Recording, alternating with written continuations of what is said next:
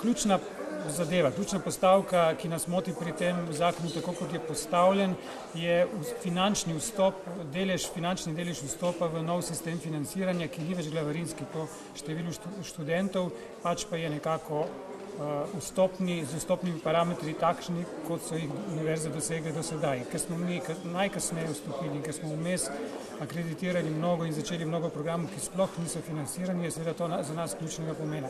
To je, ker bo ta zakon naravnal finančni del bolj tekmovalno, to je tako, kot če bi vstopili bosi v tekmo z atleti, ki imajo šprinterce.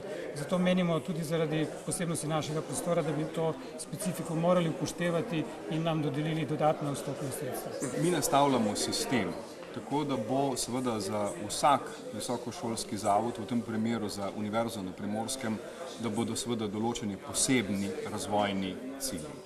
In ena od idej je ravno v tem, zato ker so univerze ali pa visokošolski zavodi v različnih razvojnih stopnjah, da seveda določimo razvojne potenciale za vsak visokošolski zavod posebej in seveda potem na osnovi tega se seveda ta zavod tudi razvija. Mi vemo za te probleme glede financiranja, ampak obenem je pa treba reči, da seveda tudi v letošnji uredbi jih že deloma naslavljamo.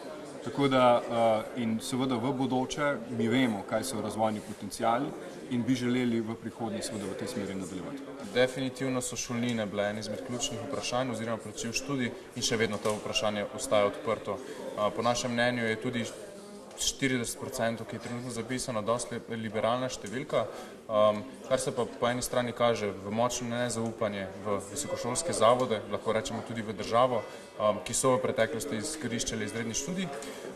To je ena problematika. Druga problematika, na katero smo pa tudi opozarjali, je pa prepuščanje oziroma izvajanje tako imenovane institucionalne akreditacije oziroma evalvacije, ki je prepuščena samim visokošolskim zavodom, saj je po našem mnenju kultura kakovosti v Sloveniji žal tako nizka, da bodo visokošolski zavodi tudi nekakovostne programe spreminjali, jih prilagajali, da bodo tako lažje prišli skozi leto.